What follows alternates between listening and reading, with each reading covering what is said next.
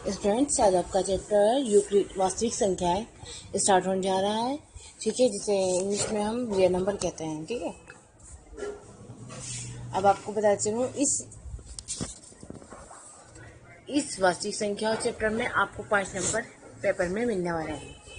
ठीक है, तो आपको ध्यान देकर चलनिएगा कि आपको जितने भी इस चैप्टर में एग्जाम्पल दे रखे हैं या NCERT क्वेश्चन दे रखे हैं, वो आपको सबसे पहले करना है। ठीक है, आपके पास ये पॉइंट है कि जितने भी NCERT या फिर एग्जाम्पल है वो आपको ज़रूरी करना है। It's a must. ठीक है, यूक्लिड विभाजन प्रमेय का। ठीक है, ये बहुत इंपॉर्टेंट है। इसका इस्तेमाल किस लिए किया जाता है? इसका इस्तेमाल इसलिए किया जाता है कि जो दो बड़ी संख्याएं हैं उनका HCF आसानी से निकल जाए।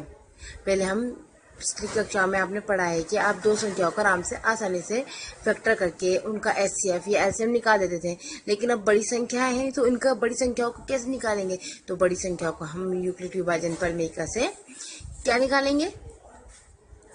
HCF निकालेंगे। HCF को ध्यान रखें, HCF को GCD भी कह सकते हैं। ठीक है, कह सकते हैं यानी सॉरी कहते हैं।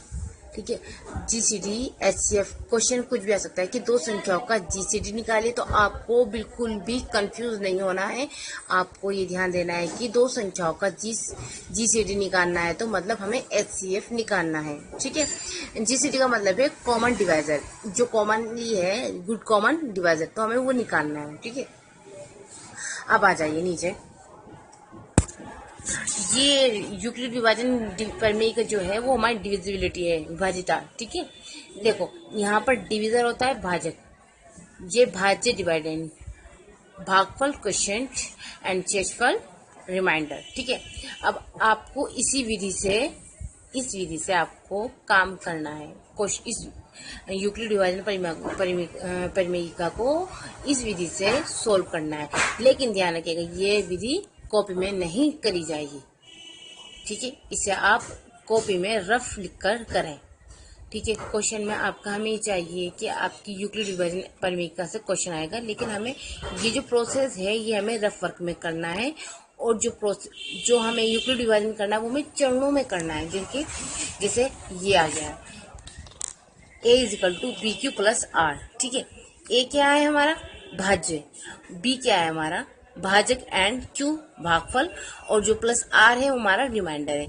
ध्यान रखिएगा, हम प्रोसेस इसी के अकॉर्डिंग करेंगे। ठीक है, अब आ जाइए, ये तो मैंने बता दिया था आपको कि यूज ऑफ यूक्लिड विभाजन एल्गोरिथम का किस लिए किया जाता है? HCF निकालने के लिए किया जाता है। और यूक्लिड विभाजन एल्गोरिथम क्या है? चरणों के रूप में लिखी जाती है। ठीक है, ध्यान रखिएगा, इसे HCF भी कह सकते हैं या GCD भी कह सकते हैं। तो आपको इस चीज के लिए डरना नहीं है। ये भी मैंने आपको बता दे के एक नोट के रूप में बता रही हूँ। यूक्लिड विभाजन एल्गोरिथम का इस्तेमाल बड़ी संख्याओं का HCF GCD निकालने के लिए किया जाता है। ठीक है, समझ में आया आपके सबके? अब आप ध्यान दीजिए, एग्जाम्पल 1.1। ठीक है, निम्नलिखित संख्याओं का HCF ज्ञात करने के लिए यूक्लिड विभाजन एल्गोरिथम का प्रयोग कीजिए। ठीक है, तो आपको दो संख्या दे रखी है। पहला क्वेश्चन ये है, दो संख्या दे रखी है 135 और 225। इन 135 और 225 को दो संख्याएं हैं, इनका हमें HCF निकालना है। अब आप पहले पिछली कक्षा में आपने फैक्टर करके HCF निकाल दिया, लेकिन इसमें यूक्लिड विभाजन का इस्तेमाल किया जाएगा डिविजिबिलिटी से, विभाजक से। ठीक है, तो हम सबसे पहले क्या करेंगे? हम सबसे पहले इन दोनों संख्याओं में देखेंगे कि सबसे छोटी संख्या कौन सी है। तो 225 और 135, आपको पता ही कि 225 बड़ी है और 135 छोटी है, तो हम इस तरह सबसे पहले ये साइन लगाएंगे, हल 225 बड़ी है 135 से। ठीक है, अब हम रफ काम करेंगे यहाँ पर। ठीक है, फर्स्ट रफ काम करेंगे। तो हम रफ काम करने के लिए हम क्या करेंगे? हम किससे करेंगे? डिवाइड से। तो आपको पता है 225 हमारी बड़ी है और 135 हमारी क्या है? छोटी संख्या है। तो हम 135 से हम क्या करेंगे? 135 हम इसको क्या बनाएंगे? डिवाइडेंड। 225 हमारी डिवाइडेंड हो गई है और ये हमारी डिवाइजर हो गई है 135। ठीक है, अब हम देखेंगे 135 और 225 में 235 क्या है, बड़ी है, और 135 छोटी है। तो हम 135 को अगर हम एक टाइम चलाएंगे तो चल जाएगी, लेकिन हम 2 टाइम चलाने की कोशिश करें, देखते हैं 135 से कम 135, 135 दूनी 270, 270 जो होगी 225 से बड़ी हो जाएगी, इसलिए हम इस 135 से कम 135 चलाएंगे। ठीक है, ध्यान रखिएगा। भाग में आपको पता है भाग में किसका रिलेशन है, भाग में माइनस का रिलेशन है। ठीक है, भाग माइनस से संबंधित है, तो हम माइनस करेंगे। 5 से 5 गए, 0 बचे। ठीक है, 1 इधर से ले लिया तो क्या हो गया, 12, 12 में 3 गए 9। ठीक है, अब आप देखिएगा 19 हो गया, 1 में से गया 0 बचेगा, तो हम नहीं चला पाएंगे। अब हम यहाँ पर चरण फर्स्ट लिखते हैं। चरण फर्स्ट 225 बराबर 135 गुणा 1, 135। ठीक है, आपको कंडीशन बनाई थी मैंने, A is equal to B Q plus R, जहां R naught is equal to 0। ठीक है, तो आपको यहाँ ध्यान देना है। 225 हमारे क्या है, डिवाइडेड बराबर 135 भाजक गुणा भागफल, 135 गुणा 1 प्लस शेषफल 90। तो हमारा शेषफल क्या आ रहा था, 90। ठीक है, अब हम क्या करेंगे, हमने ये चरण फर्स्ट कॉपी में लिखना है। 225 बराबर 135 गुणा 1 प्लस 90।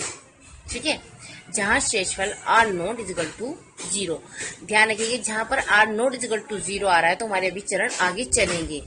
जहां पर आर इज इक्वल टू 0 आ जाएगा वहां हमारा चरण कंप्लीट हो जाएगा, और जो हमारी जिससे हम भाग कर रहे हैं वो हमारा एचसीएफ बन जाएगा। ठीक है, अब हम दूसरे चरण पे लेकर चलेंगे 90। तो हम जो जिससे हम संख्या से हम डिवाइजर से हम कर रहे हैं उस डिवाइजर को हम यहाँ पर उतारेंगे, पूर्ण भाज्य को। ठीक है, 90 आपको पता है 90। अब हम चलाएंगे यहाँ पर 90 कितना होता है, 90 का पारा का 90 छोटा है और 135 बड़ा है। ठीक है, अब ध्यान दीजिएगा, 90 छोटा है और 135 बड़ा है, तो हम 90 को 2 बार चलाएंगे तो 180 आ जाएगा, जो कि 135 से बड़ा है, तो हम इसे एक बार ही चलाएंगे। 90 कम 90। ठीक है, अब हम माइनस करेंगे। 5 का 5, 13 में से 9 गए, 13 में से 9 गए, कितने बचे, 4। ठीक है, अब हम इस चरण को यहाँ पर उतारेंगे दूसरा चरण बनाकर। देखो चरण नंबर 2, 135 बराबर 135 बराबर 90 गुणा 1, 90 गुणा 1 प्लस 45। तो हमारा शेषफल अभी बच गया है 45। तो हम यहाँ लिखेंगे जहां शेषफल R not is equal to 0।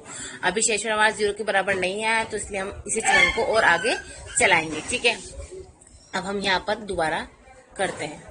ठीक है, अब पूर्ण जो जिसे हम कर रहे थे भाग उससे दोबारा उतारेंगे हम यहाँ पर 90।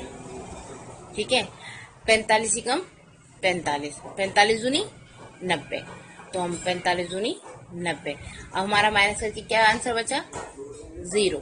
ठीक है, अब आप यहाँ ध्यान देके चले, हमारा आर जो आ गया है, रिमाइंडर जो आ गया वो 0 के बराबर आ गया, तो हमारा यहाँ पर चरण कंप्लीट हो जाएगा। अब हम तीसरा चरण उतारते हैं। 90 बराबर 45 गुणा 2 प्लस 0, जहाँ शेषफल आर इजिकल टू 0 आ गया है।